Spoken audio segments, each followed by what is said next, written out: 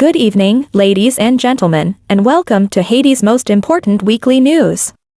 I'm your host, Isabella, and I'm here to bring you the latest news, stories, and information from all over Haiti. From the bustling streets of Port-au-Prince to the quiet shores of Jacmel, we've got you covered on all things Haiti. In the next half hour, we will delve into the heart of the nation, exploring its culture, people, and current events. From politics to the arts, to sports and science, we will bring you a complete vision of everything that is shaping Haiti's present and future. So without further ado, let's dive into this week's fascinating story.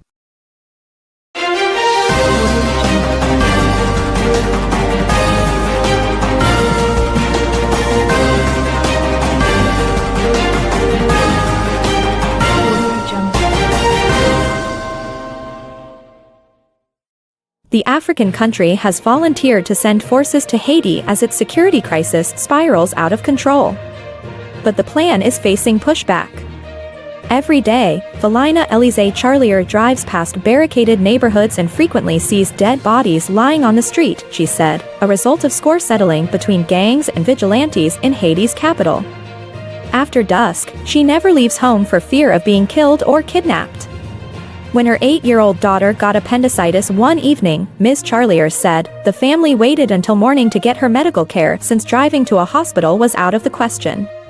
Port-au-Prince looks like something out of hell these days, said Ms. Charlier, 42, a prominent anti-corruption activist in the city and mother of 4 who lives in a hillside area of the capital.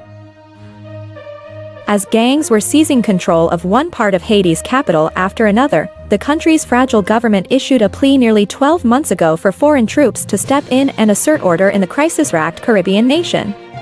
After that desperate appeal, a force led by Kenya finally seems close to materializing in what would be the first time an African country leads such a mission in one of the America's most unstable places. But as Haiti's security conditions spiral further out of control, manifested by a rise in killings around Port-au-Prince as heavily armed gangs try to quell a citizen-led vigilante movement, many in the country disparage the plan as too meager and too late. The criticism underscores deep-seated anxieties in Haiti over foreign interventions, as well as mistrust of Kenyan security forces over their record of human rights abuses and graft. Ms. Charlier voiced doubt that the Kenyan-led force would be large enough to make headway against the gangs, which are thought to control roughly 80% of the capital. The plan calls for the deployment of 1,000 Kenyan police officers and several hundred officers or soldiers from Caribbean countries.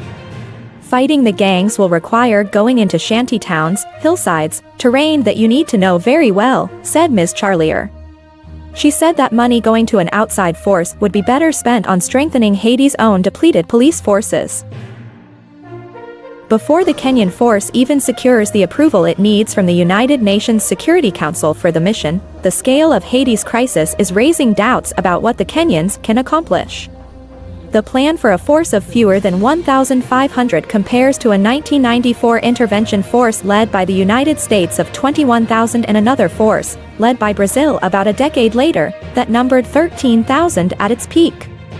So far, the United States and Brazil, the 2 largest countries in the Americas, are reluctant to intervene with their own forces.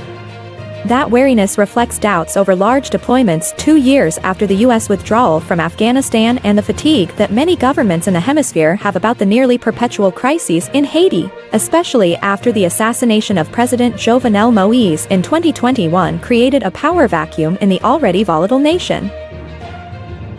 Scenes of anarchic violence have many in Port-au-Prince on tenterhooks. In late August, gang members opened fire on protesters organized by an evangelical church leader, killing at least 7. Earlier in the month, gang members burned alive 7 people from the same family, apparently in retaliation for a relative support of a citizens' self-defense movement. Amid the latest outbursts of gang violence, the United States repeatedly urged its citizens over the summer to leave Haiti as soon as possible. From April to June, at least 238 suspected gang members, including some seized from police custody, were killed in lynchings, according to the United Nations.